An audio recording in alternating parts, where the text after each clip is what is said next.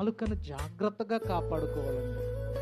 అత్తగారు ఉంది, కోడలు ఏమి ఇటు రావే అంటే, ఏడు వత్నాలే అంటది కోడలు.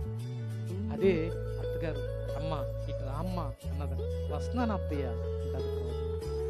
అంటే ఎక్కడుందండి వాళ్ళిద్దరి మధ్య ప్రేమ పెరగాలంటే, వాళ్ళిద్దరి మధ్య అనుబంధము వర్ధిల్లాలి అంటే ఆ శక్తి ఎక్కడుంది? ఈ నాలుకలోనే ఉంచాడు.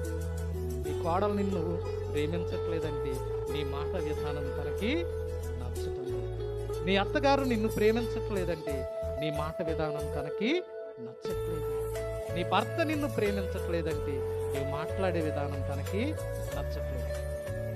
ఒక్కొక్క వ్యక్తి ఉంటాడు, కష్టపడి పొద్దుగూకులు పనిచేసి వస్తాడు భర్త.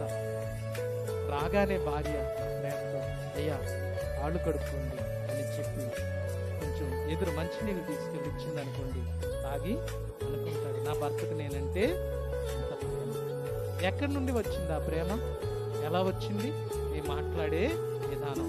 అలా కాకుండా వాడు అలసిపోయి వచ్చి అమ్మ కొంచెం మంచినీళ్ళు ఇవ్వండి, తాగలవేంటి? అప్పుడు ఏమనిపిస్తుంది భర్తకి? ఏమనిపిస్తుంది? కోపము.